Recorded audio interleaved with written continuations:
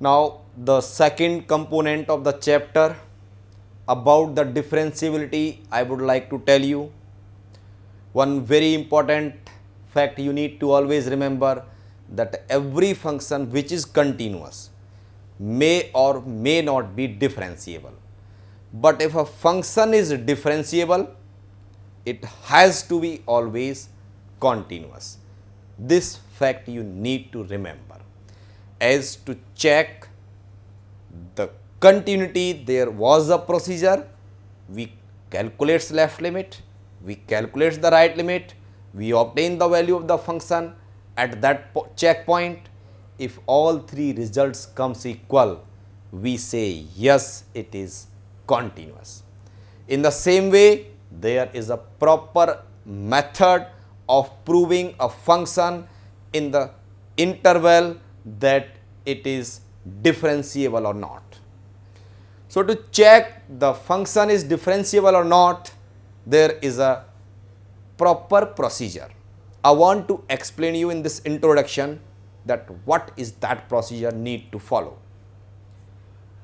A real valued function fx is said to be continuous at any particular point at the required point x is equals to c if limit extending to c fx minus fc upon x minus c exists.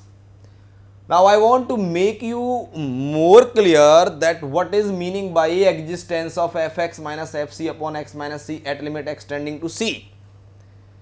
As in the continuity, there was a procedure to obtain the left hand limit and right hand limit, but to calculate the differentiability, there is a procedure to obtain the left hand derivative and the right hand derivative. To obtain the left hand derivative, if you want to calculate LHD, left hand derivative, in this proper existence, in place of c we write c negative, that same way as we were putting a negative or something negative in case of the left hand limit.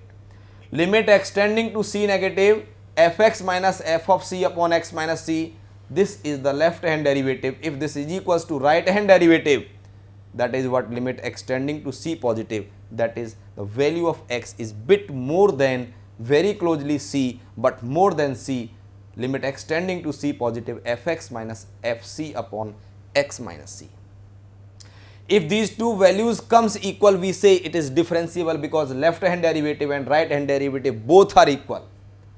Question raised, how to extend this left hand derivative? In place of extending to c, we write limit h tending to 0 and both the x in this expression replaced by c minus h, as it is what left derivative.